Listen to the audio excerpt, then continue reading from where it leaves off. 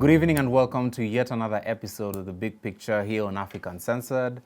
My name is Tom Juana. I'm a reporter and journalist and also host for today, just because John Allen isn't around and the rats can play. Yeah. Wow. I'm not doing this alone. As you can see, I'm doing it with Justine Wanda, an accomplished stand-up comedian. Accomplished, you guys. Funniest woman on the planet, and also the most informed person you'll probably ever meet. But before we go on the show, African Censored seems to be the gift that keeps on giving, sindio? Kabisa. Last week we had the awards, tulitunukiwa zawadi kadha wa kadha na the Media Council of Kenya. But today we are the ones giving, and we're giving you two documentaries. First of all, The Vanishing Kids of Mukuru, which is frankly very, very troubling and heartbreaking story. Right, Justine? Yes. And the story was done by Calvin Rock. You can watch the trailer now, but it's about the problem of kids vanishing in Mukuru kwa Njenga, one of the biggest slums in Nairobi. Yeah, here's the trailer. Na familia kwa nyumba. Hakuna raha. Mnaweza kuwa raha aje mkiingia na yule mtoto anakuanga na space yake ya kuparticipate. Na hiyo space yake ya kuparticipate hakuna.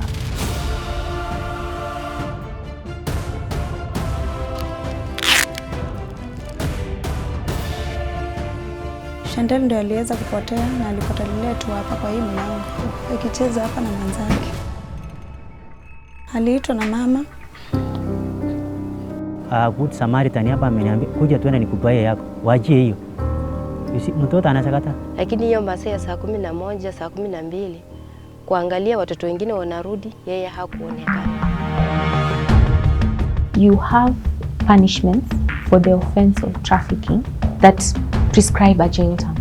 But then they also give the option to pay a fine. When someone has that much money available, paying a fine is not a problem. Sio ni mada kesi. Yaani ukichua mtoto yangu uende naye hiyo muda yote. Si ni sawa na kuwa.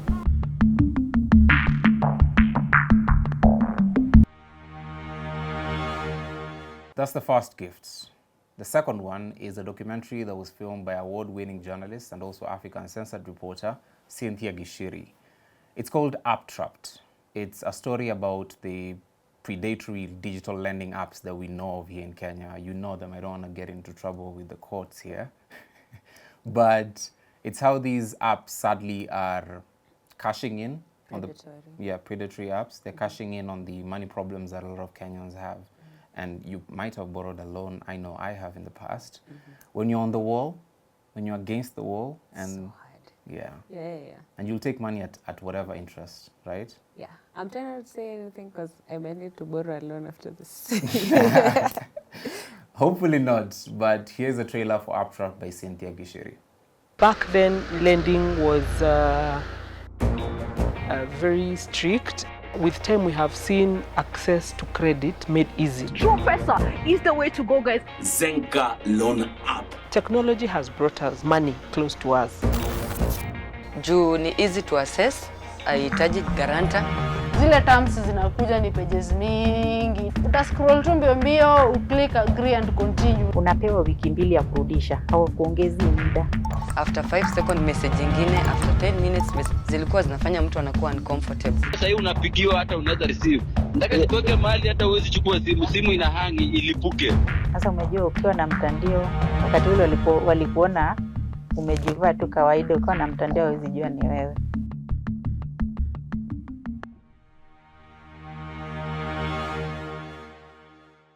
Yep, go stream those two documentaries tonight if you can. If you can, just space them between Leo and Kesho and you'll be caught up with African Censored products. Now, to the big picture, Justine. Yes. Just another week in Kenya. Crazy things keep happening in Kenya. Another day, another crisis. Yeah, shout out to Thames. Crazy things are happening. And shout out to Charisma. Yes. Another day, another crisis, right? Yes. I just wanted you to know I said that, Justine. So proud of you. But we have a lot of things to speak about. One of them is Boniface Mwangi and Agather Atuhaire's arrest. No, abduction in Tanzania. It's not an arrest because they were never presented in court. Those two, they've gladly at this point we can breathe out a sigh of relief that they've been released. Yeah. But a lot of circumstances surrounding the arrests and the torture they underwent during the arrests are troubling. Now that's one of our topics. The other one is Chan stadiums, which never seem to be ready. Oh, those ones are never going to be ready. I have zero faith in this government. Zero. And even zero is like a nice estimate. I think it's a negative at this point, because they are the ones who said, we're going to build these stadiums, and then delivered on nothing. So it's very difficult to believe them on anything. Like they put in the bid. They put in the bid. Yes. Kerere. Like they actually went on to do this. They promised that they were going to do this. They were very excited. And this was when I think Murko 7 was the... Yeah. Oh, Murko, man, that's his name. He was the sports CS, and he was very excited. They said they're gonna be done with the stadiums, I think, in 2 weeks. That was then. That's what he said. Yes. At some point, before he was reshuffled into another ministry. Yes, that was his promise. So the breakdown in delivery is something that Kenyans trusted would happen. I don't know why other African countries and CAF didn't believe us. Even the CAF chairman, I don't know if you remember. I trust President Ruto, and then the journalists started laughing. Oh, that was so cute from you. Like I know he's your bro or whatever, but you shouldn't have. You should have listened to us. In Kenya, you're just constantly insecure. Yes. It's just what happens in this country. Absolutely. Can't trust the government. Can't. But before we get into that topic, the troubling situation in East Africa. Sindio, Boniface Mwangi and Agather were arrested. At this time last week, I think we had Ian Butiso in the studio, and both of those two, no one knew where they were. And then a few days later, Boni is what should I say, dumped at the border of Kenya and Tanzania, and he's found and he has torture marks on him. To me, when I saw the clip of him limping, just struggling to walk, it felt, for some reason, it didn't feel, should I say, astonishing. It wasn't astonishing to me. I wasn't taken aback by that. That's a problem. That's because we've seen it repeatedly. He's undergone the same thing here in Kenya. I think there's a court case going on right now where he was assaulted by a police officer. Yes. You've seen that, right? And the magistrate was like, the police are trained to kill people, not animals.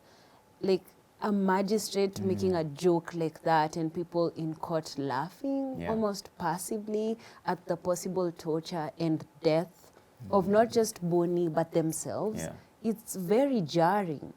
I think the thing that really breaks my brain is how we also participate in encouraging these sorts of behavior. I think at that moment in time, everyone should have just stood up and left or like said something to the magistrate. I know it's contempt of court, but we can't allow such statements to be made so loosely. Yes. Yeah. True. And people laughed, and Boni gave a very nervous laugh. Yes. And he looked over to his kids when they, because the person made allusion to Boni's kids being present in the room.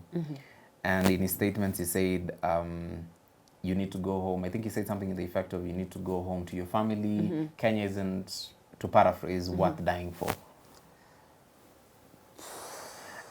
And the statement, you put it so nicely.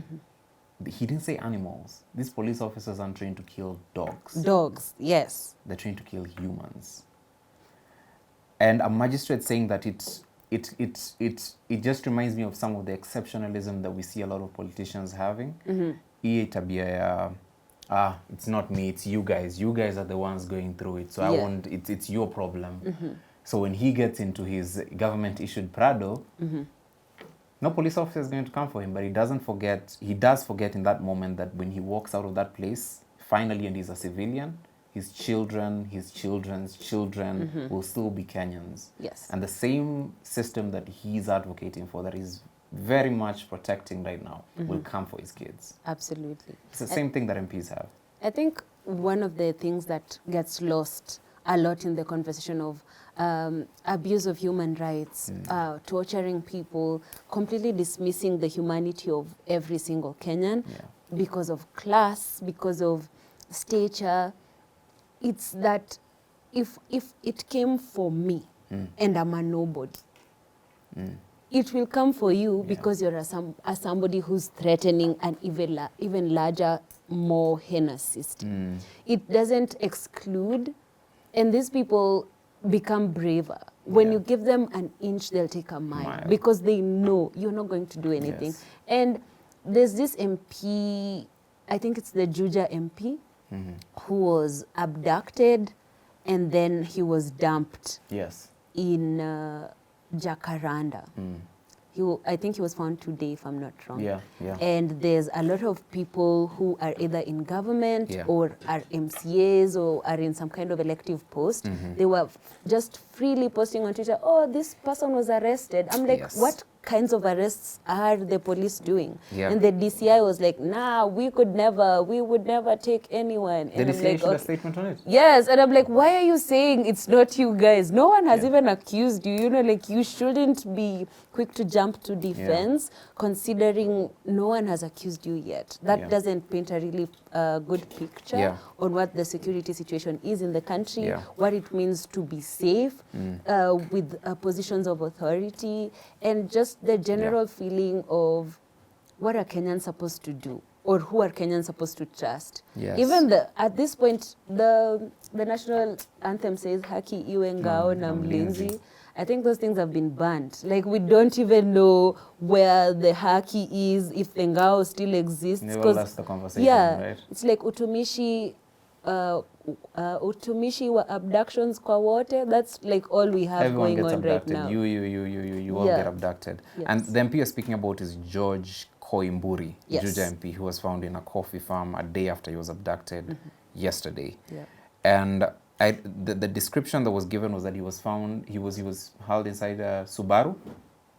Ugh, that's not a good sign. And they just find it hard to change the vehicles. I don't know. It's like basic power. Like rebrand. They'll teach you that in Power Season 1 to always use different vehicles, but it's like they don't get it. But anyway, it's that MPs forget that these things can be done to them.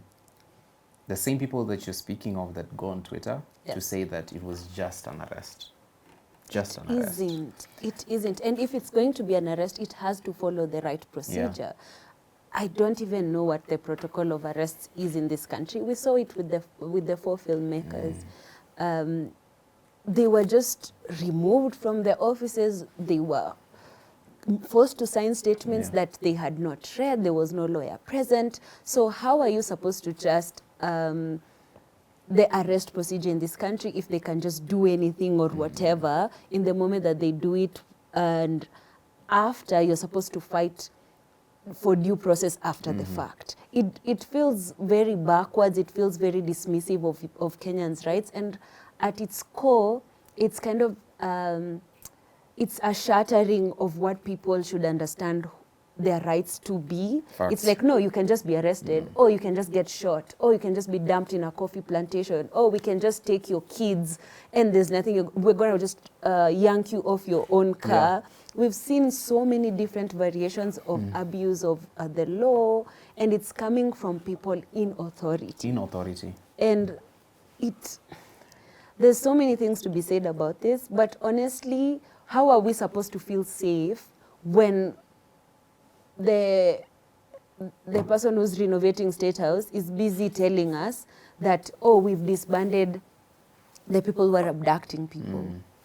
That's an admission. After denying that thing even exists in the first place. The moment they were happening, you kept saying police officers are not doing this. Then months later, I've disbanded that unit. You guys are cool. You're safe. And they were disbanded to where? Where those guys? We need to actually have some kind of accountability that just doesn't stop with like someone's word. His word is not even bond. Find them, charge them. Put them in court. Exactly. And the same thing happened to the unit that existed during Uhuru Kenyatta's time. Was it called SPU or SDU? There was a unit that was dumping people in River Yala. That unit was supposedly, quote unquote, disbanded as well. The people behind that unit, the people who ordered these arrests, one of them is seeking to become president. And we'll end up in the ballot box on that day. We are not safe. This should worry you constantly. You should just wake up in a cold sweat every day wondering if you're getting abducted or not. But if we were just speaking about this just before we went on, well, these things are happening.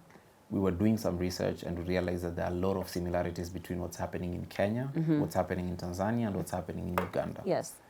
It's an East African community of abductions. Jumuiya ya utekaji nyara. Yes. So there is abductions in Kenya, there are abductions in Tanzania, and there are abductions in TZ. Yeah. And then there are killings in Kenya, killings in Tanzania, killings in Uganda.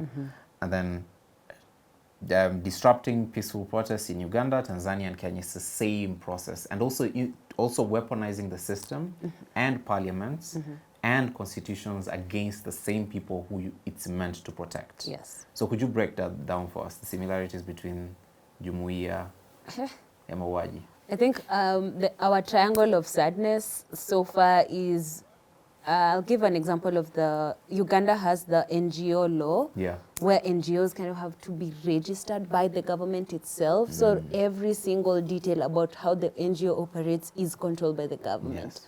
And I'm pretty sure this affects a lot of civic spaces, who is making space for civic engagement to happen.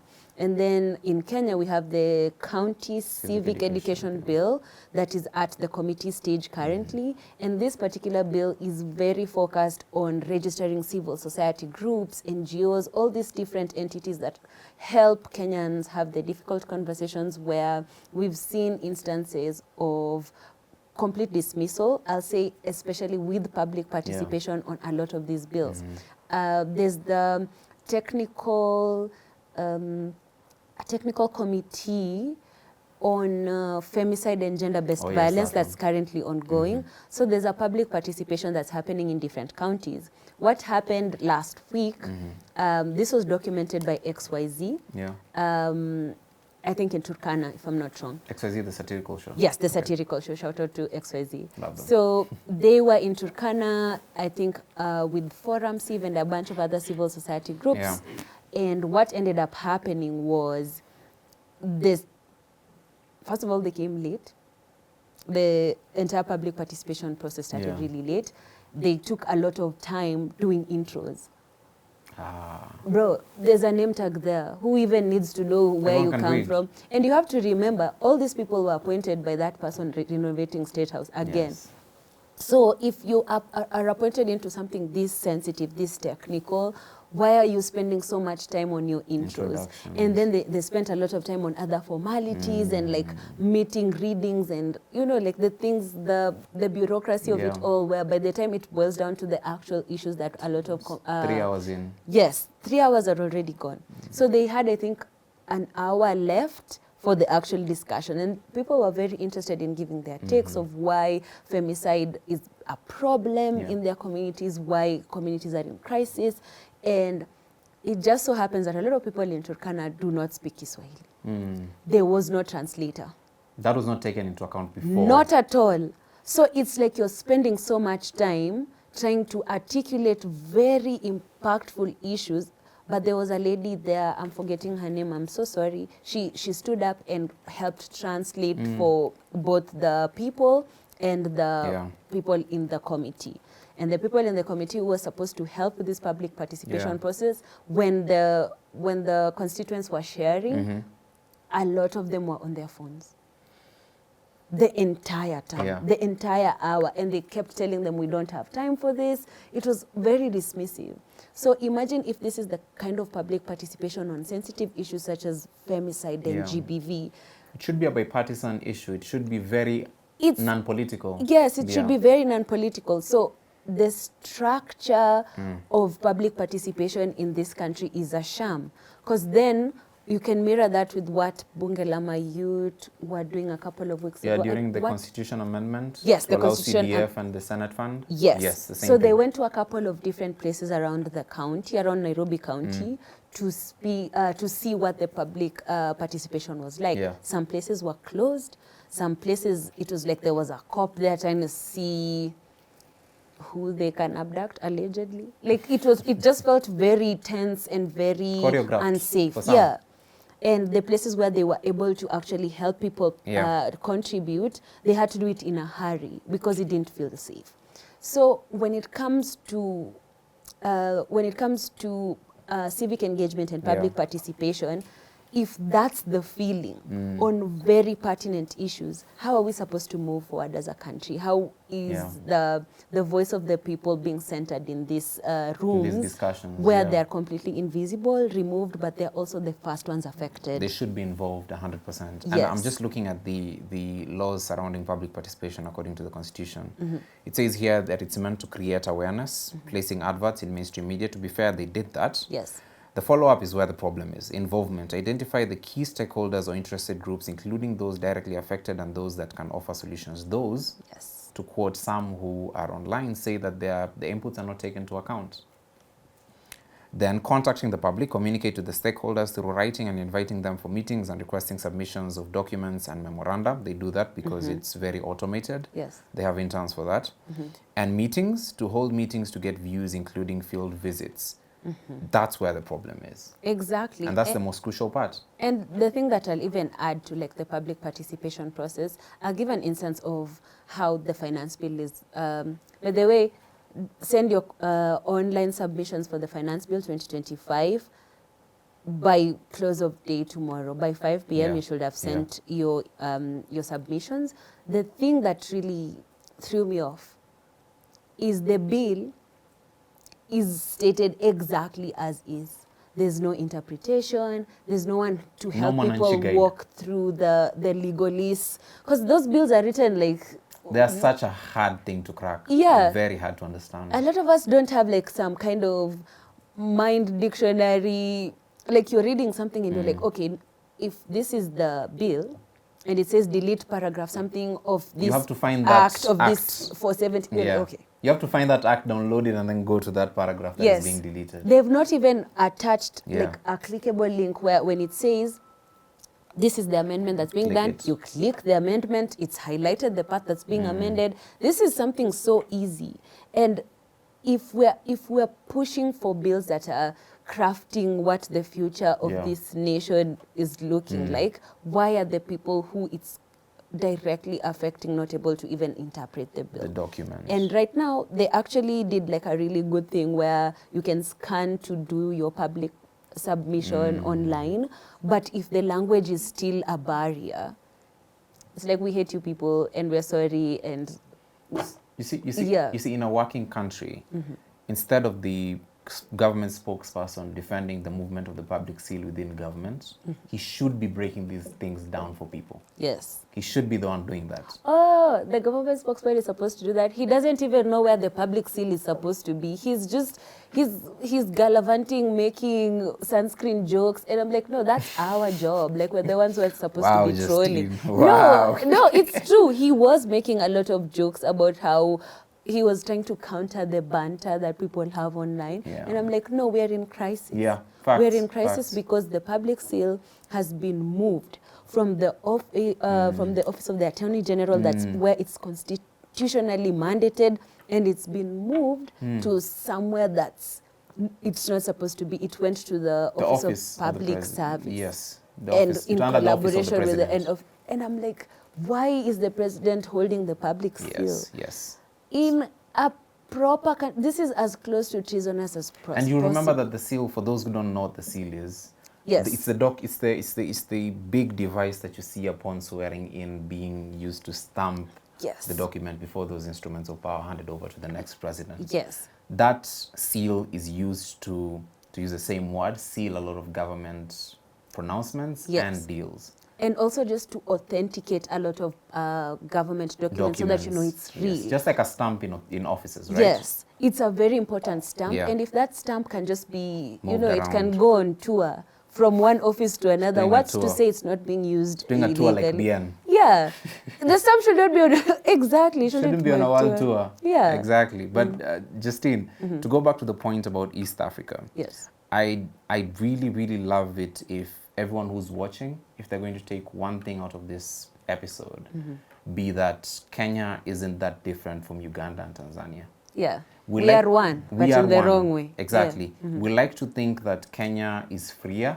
Kenya is, well, in essence, it is freer. Kenya is a more open society compared to these now. Yes. But those things that you've mentioned, the murder of a Chadema official and him his body being discovered after being abducted from a public bus, later found dipped in acid and with torture marks. The same thing that we saw in Meru County when Sniper was arrested. Yes. The satirical blogger. Yes. That case still is in court. But the shooting of a member of parliament will be solved within a week. But that's another discussion. In Uganda, disappearances of also political opponents of Museveni. Yes, and they're even trying BCJ in military court. They've changed the law so that civilians can be tried in military courts. That's worth mentioning as well. Now, to go back to the exact same thing that you've mentioned, the use of the parliaments, because they have a monopoly of numbers there. Yeah. The parliaments being used to pass punitive laws. We saw that in the anti-demonstration law that was almost going through parliament here. Yes, the anti-demonstrations bill, and the person who actually sponsored that bill was given a CS position. That part. And then in Uganda, you see the NGO thing that you mentioned, the NGO autonomy being the NGO board autonomy being challenged over there. I'm throwing those words around, might be named differently there. In Tanzania, you see the same... NGO, maybe that's how it's said in Tanzania. With the accent. Yeah. In Tanzania, the same thing, the laws being pushed around to make space for autocracy. In Kenya, you can't even protest outside the parliament because you'll be arrested and probably disappeared and never seen before. This is crazy. The same thing you'll see in Tanzania, the same thing you'll see in Uganda. People don't have freedom to assemble. In Tanzania as well, lastly, disappearances. 4 officials were disappeared of Chadema, never to be seen again. We have 2 gentlemen that are missing from Lolongo that have never been found since December. Yes, because like every other week we are sharing posters, their families are still trying to find them. It's very heartbreaking. Yeah, and in Uganda the same thing happens. The courts don't follow up because they have the president has them on the palm of his hands. Yes. These things are happening across these countries, and as much as we see that you can walk outside Nairobi and you can tweet something that's even that is being challenged in this country right now. So we're not that different if you're being honest. Yeah. Kenya, Uganda, Tanzania, to add even Ethiopia because it lives under the same type of autocracy, we are not that different. The silence that we give these politicians when they say these things every Sunday on podiums, that silence can translate into your rights being infringed. Yes. In a month. So you're saying for Uganda, Tanzania, Kenya, and even Ethiopia, they're just like us. They're just like us. We are not. We are not doing not like us here. Yeah, I think just like them. The funniest. This is like a human centipede of atrocities. It is. Like we're sharing the worst parts possible, and comparatively with other regional blocs, we've seen a lot of people supporting each other in trade, showing up for each other. Like SADC. Southern African countries, shout out to you. Maybe you're not on the equator and you experience really cold weather, all these extremes. Maybe that's what's helping you. You know what it feels like to be left out of the sun. Yeah. We have the sun all year round and we can't even utilize it properly to like come together and do important work. And I think this is also happening in West Africa, where we've seen a lot of the blocs either coming together to kind of shift the way they operate or go the other way, like Nigeria, where their president is like a freelancer. He lives in Europe, he's chilling, he's old and doesn't know where he is. Right? Yeah, and he's like so happy about it. And I saw a discussion online where I think they were South Africans and Nigerians were bantering each other. And South Africans were like, you're talking to us about good presidency. Where is your president? Do you even know if he's a clone or not? And I was like, okay, yeah, that's a good one. That's I enjoy a good those one. clone conspiracy theories, to be fair. He could be. But like, are they going to make like an African president clone first? Or are they going to make like a Trump clone first? Who cloned Bola? That's a good That's a good film, though. Yeah. But just to move quickly to the next topic here. But still, it's a subtopic within the topic of autocracy in East Africa. Agatha's testimony of her torture was heartbreaking. Very heartbreaking. Very, very heartbreaking. And it connects back to what we spoke about last week when we had the MSF head of operations here, and he spoke about women and children, and specifically torture and rape as an instrument Political of war tool. and a political tool. If you saw Hussein Khalid, was it Hussein or Boniface Mwangi when they Boniface, when he spoke about what he had the men who had abducted both of them say, and they spoke of it's such a crude thing to even say. I know it would be offensive for Agatha to hear me say this, but it was such a humiliating thing to say to a mother. And I just watched a video of a Tanzanian official doubling down on that comment, this time aiming it at Martha Karua, saying that Martha Karua should come back to Kenya, and when he goes back there, they should. This is very offensive to even say, but it all boils down to rape and sexual assault in the most humiliating and dehumanizing way being used on women to silence them. First of all, what happened to Agatha is extremely tragic and extremely shameful that a president, I'm not going to do the woman thing, but a president to be even part of and not have any consequences for the officers involved. Yeah. Regardless of the political disagreement, the East African region right now is in turmoil. It is. And again, I'll bring this up because in the DRC, a couple of months back, men prisoners, I think, who broke out of the prison went into the women's prison and raped those women. When you look at the patterns of violence, it doesn't usually matter where you stand in the grand realm of things.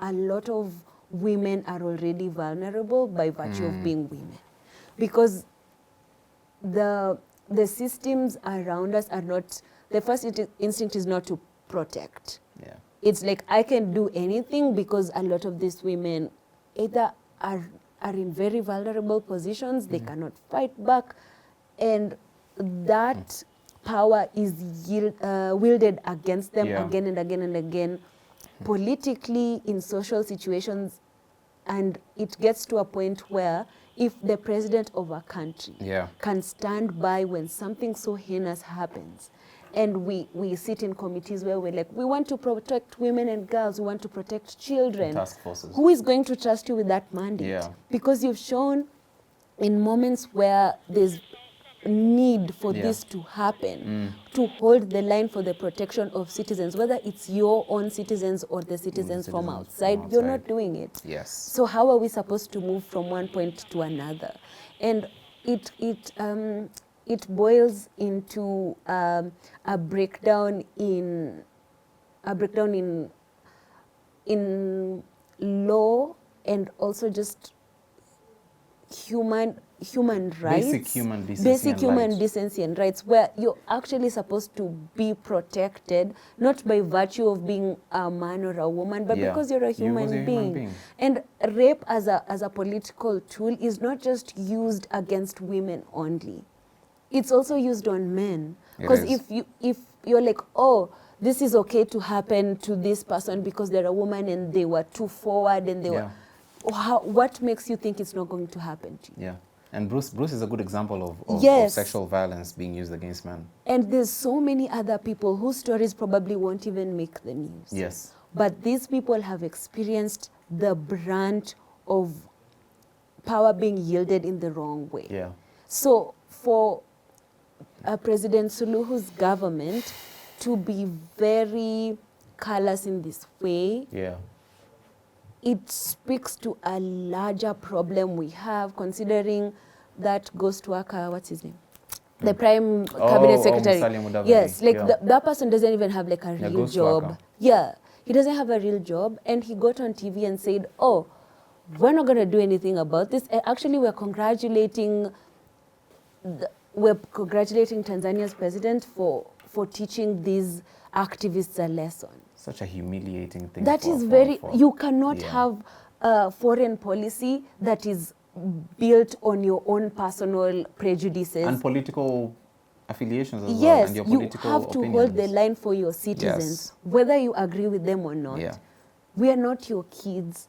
We are citizens of a country. We are tax-paying citizens of a country. We have a constitution. You have a job. Even if your job is non-existent, you can't just get on TV and hold the line in foreign policy for something so heinous.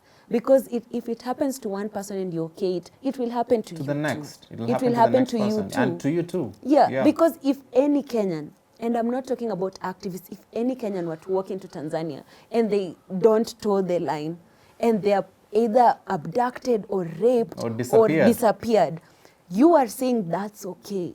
And it isn't. It isn't. It really It isn't. really isn't. Because not only him, but the former defense minister also spoke of Kenyans respecting politicians. Remember that he quoted his religion and said that in our religion we believe that, in Islam he said, we believe that all leaders, whether political, religious, should be respected under all conditions. Like, but no questions asked. No. So to me, when I heard that statement, the first thing that rang in my head was, why should I respect you when you killed my brother? Why should I respect you when you don't defend my mother? Truly. And why should I respect you, most of all, when you steal food from my mouth every day you are alive? Your career is basically, as a politician, to steal food from my table week in, week out. And tell me nothing about it and kill me when I speak up about it. That's not someone you respect, Justine. That's true. That's not someone you respect. And it's the same narrative that you hear across board. That's what Samia said when she's killing her people.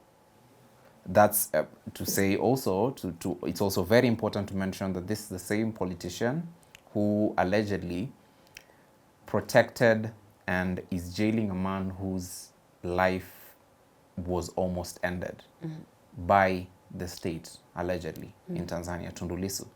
He survived as an assassination attempt. And this is the same man she's jailing for requesting basic constitutional rights.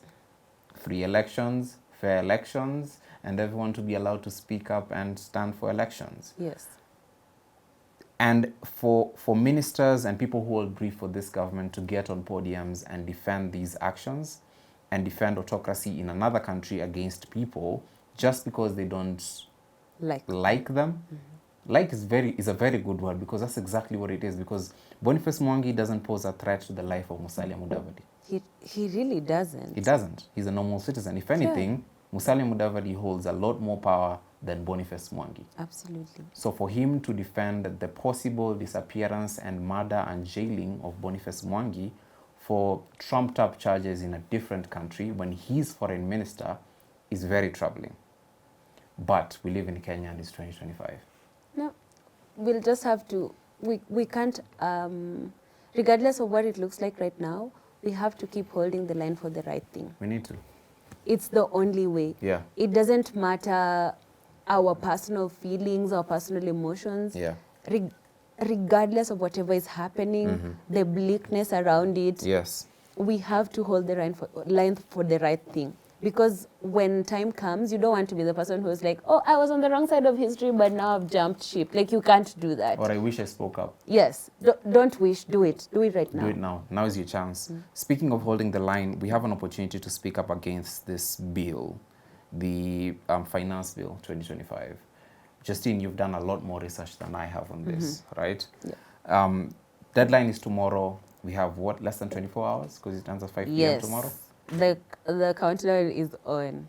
So if you know how to read a bill really fast, I don't advocate for people using AI, but if you can put that into ChatGPT and help it break it down for you so that the clauses can actually align with what parts are being deleted and what parts are being added, please do that. Do all the work you need to. Don't just say you don't support it or you support without reading the bill, because I think regardless of where you stand on this particular bill, you need to understand what these policies are going to do if they are passed. Absolutely. Yes. Absolutely. Now, the government clearly isn't doing their job. So let's just do the assignment for them, Justine. Of course. I'm going to try and break down a few of the clauses that are in the finance bill that I found very problematic. The first one is the removal of data protection rights. So the bill, as it stands right now, proposes a deletion of Section 59A of the Tax Procedures Act. That particular section talks about the commissioner shall not, must, you guys remember? May. Yes, shall not require any company or any entity to give out trade secrets or personal and private information. Even customer data. Even customer data. So you are protected in whatever way by the Tax Procedures Act in that way. A deletion of this clause actually goes against the Data Protections Act. Does. And secondly, it exposes you a lot because a lot of businesses have their ways of operating, and if the commissioner can just like use your trade secrets, however, that's disrespectful to you and your business. Secondly, if your personal data is shared, what's to stop them from trading it? Because data is very big business right now. They could sell your data to anyone. You guys thought WorldCoin was a problem. Wait until KRA can just have your data. And if it leaks, because we've seen situations where big data has leaked. Yes. Someone has hacked into a government citizen. Best example is the BRS, business registration system. Yes. That was hacked, and every data imaginable was on sale on the dark web. Yes. So and you've seen how Kenyan government websites look like. They look like someone was in the middle of coding and then they forgot. Like that's how or something. Yeah, it looks like an abandoned coding exercise. Or an intern's kind of work, like a beginner's. Yes, it's amateur hour. So if we're going to have any kinds of data protection, we have to vehemently oppose any kind of data being shared in this way. Yeah. Secondly, another clause I found really problematic was, give me 1 second. There's a clause about, so big businesses that are investing 3 billion and up are allowed to have to pay less tax rates for the first 10 years and then less tax rates for even another 10 years after that. So you pay, I think, 10% tax rate for the first 10 years and then 15% tax rate for the 15 to 20% tax rate, if I'm not wrong, for another 10 years after that. So that's a cumulative 20 years. Yeah. 3 billion shillings is a lot of money. That's not just like easy money. Oh, it's like it's like 1.5 days of like government stealing. Like that's just easy. You know, the 2 billion that they lose a day, that's someone can collect 3 billion easily like that. But for regular Kenyan people who have to raise money, the poor, I'm sorry, but you're not even in this conversation. So regular Kenyan businesses pay a tax rate of 30%. Yes. That's extremely high. And we've seen a lot of businesses have shut down because of the high taxes that people are paying right now. The economy is shrinking, in fact. Yes. There's a lot of minimum top-up tax. There's a lot of all these different taxes that people are not able to actually pay. Yeah. So businesses have shut down, which means a lot of people are either looking for employment or kind of substituting their income by taking loans and all these different things. Yes. So if this is the law, if the finance bill passes and is assented to, it means that the poor, you can't have businesses. You really can't operate in this country. It's going to become extremely difficult for you. But big businesses, hey, it's a good time, you know. And it's also a good time to earn per diems. Yes, it's also, yes. And additionally, there's also a different clause that kind of in this very, I think it's, is it the VAT Act? I think the amendment to the VAT Act that also is pushing for a lot of these big businesses to have all their, at least 70% of their senior management to be Kenyans. That's good. It's a really, really good thing for earnings. It's a really good thing for skill sharing, upskilling people. Kenyans. But the caveat is, how many situations have we seen where big businesses, their hiring practices are a little skeevy. People have to be on board with nepotism, tribalism, all these different things, even if they're foreign companies. So if 70% of senior management is going to be Kenyans, is it merit hiring? What's the protection around that? And I know every company is different, and it's like, oh, we love people and we take the best people. It's still a problem. And also, a lot of the money that these companies make still goes back to their countries. It does. It does. It doesn't circulate in the Kenyan economy as much. So if Kenyans are going to be making money for outside countries, what is 70% of their senior management going to do? They're not going to stop it. So we really have to figure a way that protects the money that runs into the economy. Pockets of Kenyans. Yes. Kenyans. And then the last clause, I'm forgetting this other one. I think while you remember that, I just got some clarity on the tax-free per diem thing. Yes. And apparently they're trying to raise the threshold of tax-free per diem from 2,000 shillings to 10,000 per day. Now, do you know who earns per diems mostly in this country? Who's, first of all, the biggest employer in Kenya? It's the government. It's the government. Who earns per diems? Mostly government officials. I might be factually incorrect on the who's the biggest employer in Kenya. Yeah, we don't know that. We don't know that. I know the informal sector hires a lot more people than the formal sector. Yes. But I believe government is one of the biggest employers in Kenya. And government literally runs on the pockets of Kenyans buying milk every day and buying oil every day. Yes. It's the basic things. And this money ends up, every meeting that you see on television, inside Kenya, outside Kenya, there's someone earning per diems from that. Even that committee that you spoke of, the task force on femicide, they're earning per diems.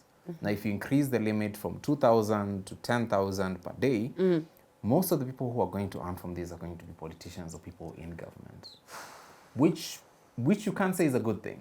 No. But if you're looking, you can't say it's a good thing because the regular Kenyans work in government. Yes. Regular Kenyans work in government. We probably have family which works in government. But this smells to me like just another anti-people, pro-politicians law. Yes. That is trying to get snuck into these bills. Of course.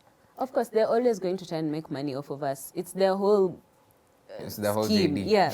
the last one that I was forgetting was an amendment to what the description of a digital lender is. Yes, there is that. And this will round back to the App Trapped documentary that was done. Yes. So digital lenders, as it stands now, it's a lot of the people who give you money online. They are expanding digital lender to include microfinance institutions like those two little Shylocks that are in your neighborhood and also SACCOs.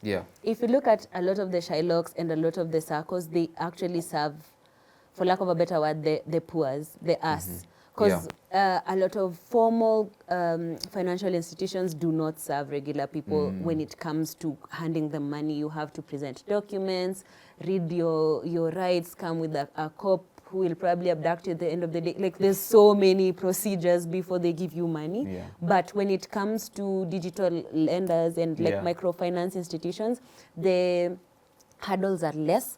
So expanding this means the rate at which you borrow any kind of money from these apps goes up.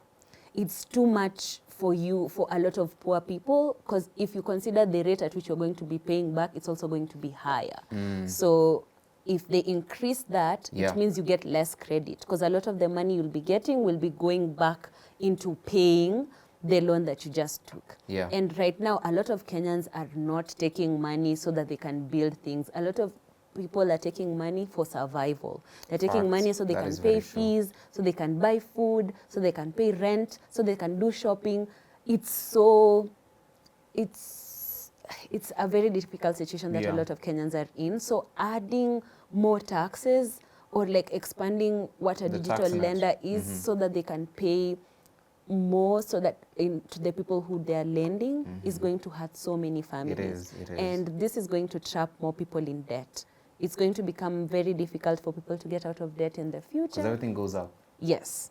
And the worst that could happen, remember, if you're taking money to pay fees for your kids, the government has been like, you people are rich. We're not paying for exams anymore. Soon it's going to be like, we're not going to pay for school anymore. I want us to remember that the capitation for second term was released, albeit late, like literally it's a month late. And there's a school in Nyanza that was given 87 shillings. Yeah. There's another school that was given 4,000 shillings. And those are the only ones we've heard about. There are probably schools that didn't even receive capitation. Like there are principals out here speaking to vendors and being like, please, nipe tu maragwe.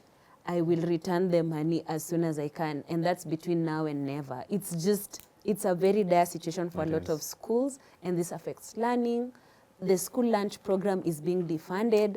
So there's so many issues with how money is being used in this government and how that affects you. People. So if the government is playing into your reach for a poor person, it's going to end up very tragically in a few years when no one can afford anything. Yes. And the only way to get money is if you're into stealing. If you're like a really big kleptomaniac, then you're good. It's a very very bad situation. It is. And that's the same reason that was used to scrap university funding.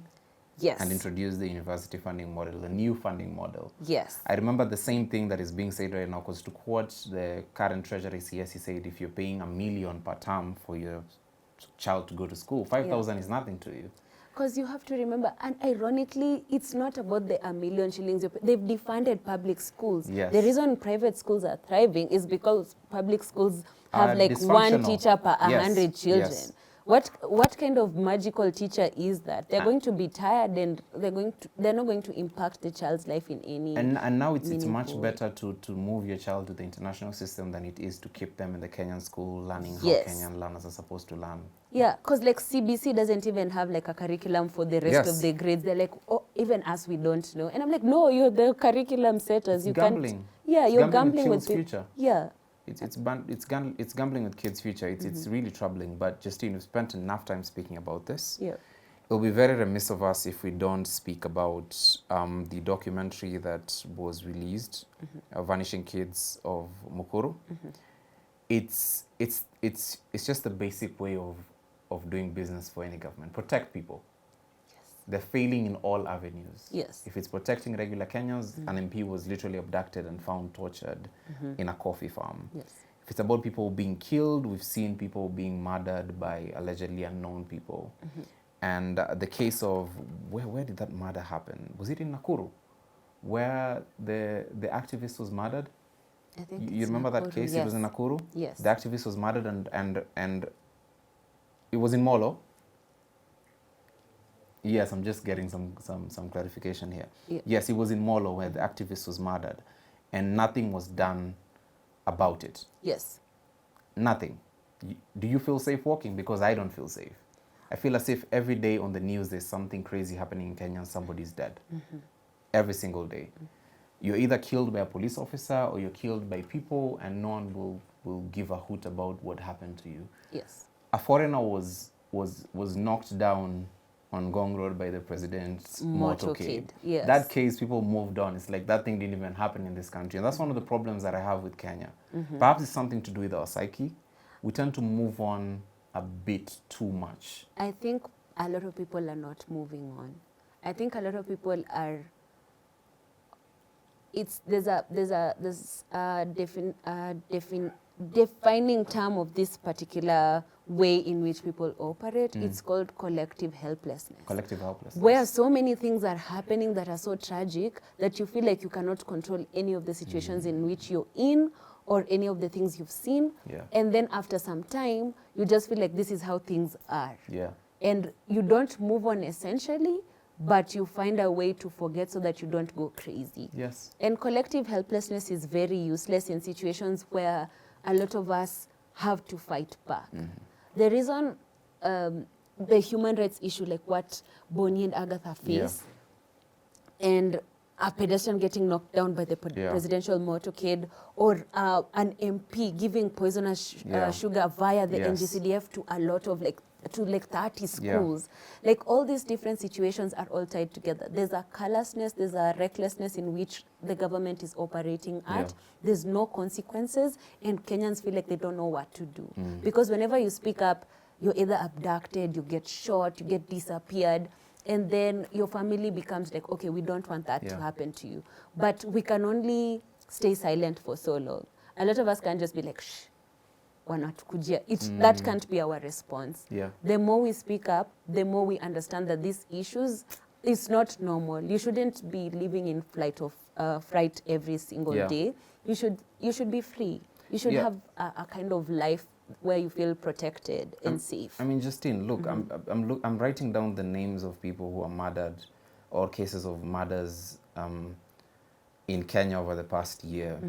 There's Rita Waeni, there's Sniper, there's the Molop activist, there's the pedestrian along Gong Road. There's 62 people, at least 62 people who are murdered. And there's Starlet Wahoo, and the list goes on and on and on and on. And a lot of these murders, they're not solved yet. The killers haven't been found. Nothing has been done about them. They're just grinding slowly in the court system. I don't feel safe being in Kenya right now. And that's because not only am I dodging people trying to rob me on the streets, but I could die because the government isn't doing its job and the government wants to kill me. For merely just doing this job that we're doing right now. We could walk out there and disappear. And we'll end up in headlines, and probably the US Secretary of State will get on a stage and condemn it and order investigations, and in 2 weeks, the country moves on. More people are killed, more people are abducted, more kids get lost in Mukuru kwa Njenga, and many more places in Kenya. And God knows to where. It could be child trafficking. It could be organ trafficking, because we've heard of that. And it's happening. It could be the worst thing, which is a child being abused, because that's also something that we've seen here. The accused person literally just died 2 days ago, was it? The white man who was arrested for that in Kenya. And they were about to release him, or like he was released before something. Exactly, and the case kept grinding on and on and on, and no solution, no justice was ever found for these people. It's the same thing every day, nothing happens. And I believe it is what you're saying. People just, you try every day to latch onto something that you feel you can make noise about so it can change, but then in essence you feel, when you go back home, you feel really helpless. Because even the act of speaking up about these things and raising your voice against this inefficiency by the government could get you killed. And once you're killed, the country moves on the same way they moved on when those people you're advocating for were murdered by the state. We could speak about this for so long, Justine. But finally, I don't know kama mwana zile viti ziko Raila Odinga Stadium manze. Oh God. Yeah, I know kuna mtu amebajetia hizo zinaenda para Sunday school next week. I think also, what is like the chair tender in this country like? Like it feels like people are making so much money on chair tenders. It's like if you have like the red, black, white and green, you're set for life. You can just like send those chairs anywhere. It looks like all cute from the president distance, is coming, yes. It looks very cute, but like, bro, have you... I don't know if Kenyans will ever get to have a good stadium experience where the chair does not move with you into the stadium where people are playing. It just feels very unsafe. Like, what is the point of having, quote unquote, a world-class stadium? We're having a situation where Wote in the mud, Wote has just been crying, can you guys just build me? I'm here, guys. You guys are building Talanta. I've been here for a while. Choose me, pick me, love me. Like, that has been Wote's situation the entire time. And like, what the person who said they were going to build Wote Stadium in 6 months' time moved on to bigger stadiums to let down. It's so tragic that even CAF has said, we don't have any stadiums. They're like, the Kasarani is not ready, Talanta is not ready, we're moving on. You can't be... The workers at Talanta down their tools some weeks ago. Yes, actually it was like last week, but when they were like, we're not getting paid. Shortly after the president visited. Yes. And I'm like, bro, I know your whole idea is just building like an affordable housing wherever it is, but that's not anything. You actually have to do the work where the people who are working are compensated. The work that is planned to be done is done. Actually done. Because if none of that work is done, you have no legacy. I don't know if the legacy is to leave a bunch of movable chairs in, like, maybe that's like the plan, to have just like really things that photograph really well, but they don't have sting. They don't have any gravity to them. There's nothing important to them. I'm just looking at here, and he promised, funny, Raila Odinga Stadium in Homa Bay begins, and there's a promise of 500 million to be allocated to the project. This was in March this year. How much did they allocate? I'm yet to, I'll have to do research on that, how much exactly was allocated. But Ruto said, from what I'm reading here in December 2024, that the government is to allocate 500 million shillings as he unveiled plans to overhaul the Raila Odinga Stadium in Homa Bay County for next year's Misuse celebrations. Isn't that June 1st? Is that June 1st? Yeah, it should be June 1st. Yeah. So in how long? In a week? They're going to give them 500 million in a week. Yeah, no, that's Madaraka Day, guys. That's Madaraka Day. But for Mashujaa Day is in October 20th. Yeah. That's me not knowing where Mashujaa Day is, because there's no Shujaas left. It's just Kenyans fighting for their lives, man. The only Shujaas left are probably being hounded by the government or dead. The only Shujaas left are us. Yeah. Everyone who's still speaking out for the right thing, you're a Shujaa. Shout out to you. And yeah, 500 million to this. This comes off the back of, famously, we covered that, Karatu Stadium. And the gentleman who got the tender to do Karatu Stadium and did nothing about it is now presidential advisor after serving two positions in the cabinet. I think presidential advisor is probably code for something. It's like, let me protect my fellow incompetents. Maybe that's what a presidential advisor is. Yeah, it's probably him keeping them on a leash. Yes. You never know. Because, like, why are you guys not doing any jobs? That's crazy. The JD like, is very if similar. I didn't do anything today, I would be very worried about the state of my mental health. I don't know how you guys are just cruising by doing nothing and also earning.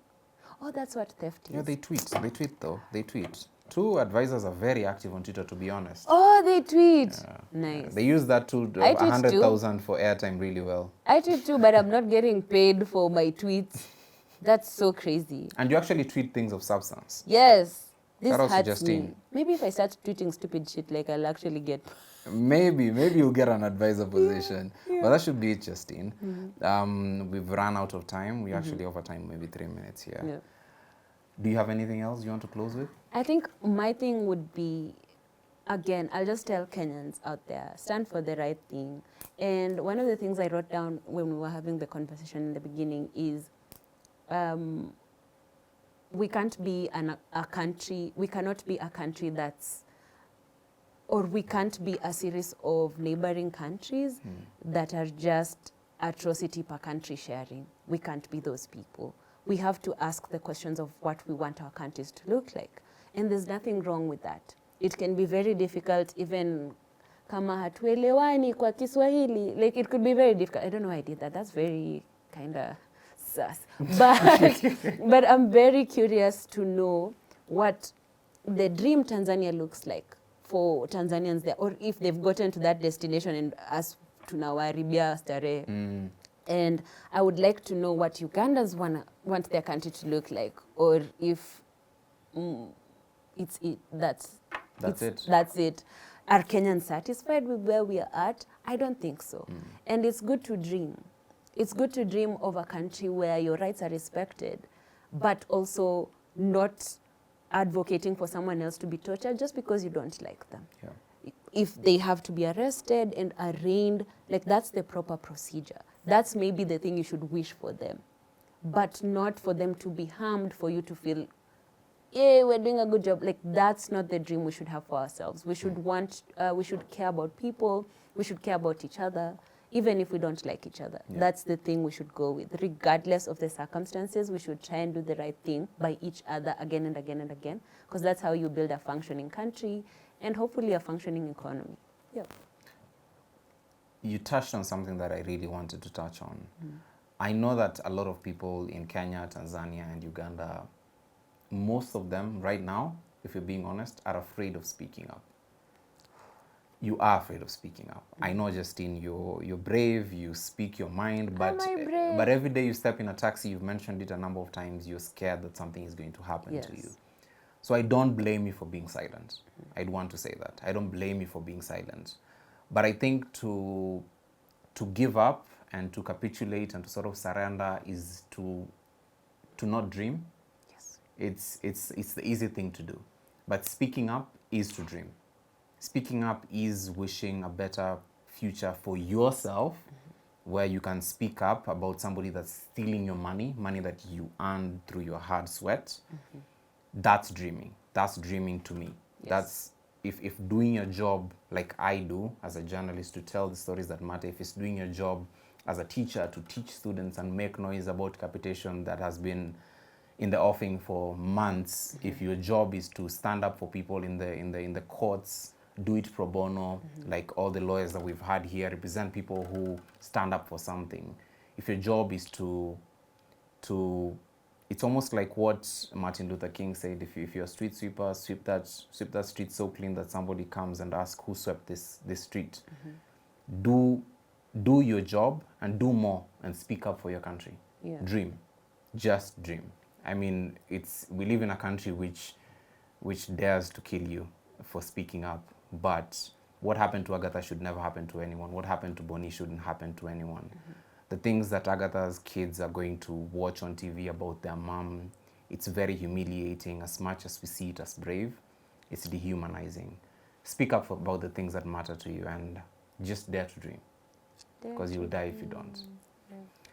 And yeah, I think that's where we close the show. But Justine, before we close it, Can I just say something before you close it? I forgot to tell you this earlier. The finance bill also comes with the proposed budget. Kindly look at how much money is going to the president and all those different offices, especially in the executive, versus how much money is going into education and evolution, because that's where your money is supposed to go. Yes. Please make sure you check the budget too, because if they can give 87 bob to students for the whole term, I don't know what devolution you guys are waiting for. And cancel school feeding programs and add more money for innovation, because apparently the president's office can't look filthy. Yeah. Oh my God. Yeah, let me just. I am. Watch an inyamazi. You can say it. You can say it. Just get it off your chest. I'm just saying, like, if we are out here, if we're out here and we're going to be asking what money. Yeah. Where is the deputy president getting that money? I'll give a story of I think yesterday on one of the TV stations, if I'm not wrong, it's on Citizen, there was an MP or a government representative, I don't remember who it was. Yeah. They were holding the line for the deputy president, being like, but he's giving uniforms for kids of boda guys. See, that's a good thing, guys. And the presenter was obviously like, but there's no capitation for schools. Are you saying like this is what the deputy president is supposed to be doing? And it's like, no, don't ask where the deputy president's money is coming from. And I'm like, no. Where is it coming from? Where is it coming from? What successful business venture is this? And can we all get in on it so that we can prosper and give people uniforms? Because I think I want to do that business. You want to do that job, yeah. Politics is a sure paying job here in Kenya. You truly immediately turn to become a successful businessman if you earn billions through politics. But Justine, we could say much about this. There's a lot of things you can speak about Kenya with so much emotion saying to me, because we care about it. But to close the show, we're not going to close it with the usual sign out, I'm Tom, she's Justine. We're going to run the trailer of The Vanishing Kids of Mukuru one more time, just so you can go and watch it. Spare time to watch it because it could happen to you. Because, Kenya is Kenya what it is right now. And a lot of issues go into this. Police inefficiency in finding these children, and God knows what happens to these kids. So go watch the documentary. From Justine and I, cheers, good night, thanks for watching. Na familia kwa nyumba hakuna raha. Mnaweza kuwa raha aje mkiingia na yule mtoto anakuanga na space yake ya kuparticipate, na hiyo space yake ya kuparticipate hakuna.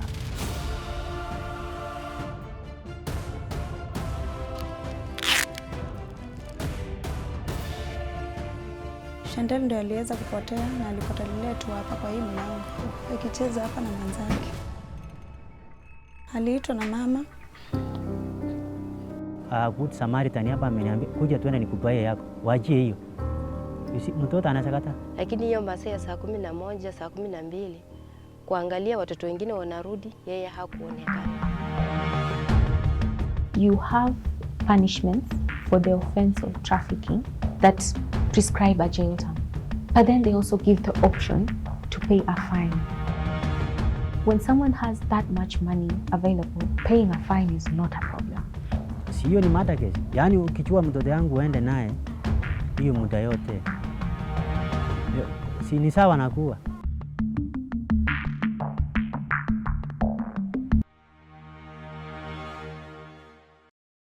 Back then, lending was very strict. With time, we have seen access to credit made easy. Professor is the way to go, guys. Zenka Loan App. Technology has brought us money close to us. Juu ni easy to access, haihitaji guarantor. Zile terms zinakuja ni pages mingi. Utascroll tu mbio mbio, uklik agree and continue. Unapewa wiki 2 ya kurudisha au kuongezi muda. After 5 second message nyingine, after 10 minutes zilikuwa zinafanya mtu anakuwa uncomfortable. Sasa hii unapigiwa hata unaweza receive. Nataka nikuweke mahali hata uwezi chukua simu ina hangi ilipuke. Sasa umejua ukiwa na mtandio, wakati ule walikuona umejivaa tu kawaida, ukiwa na mtandio hawezi jua ni wewe.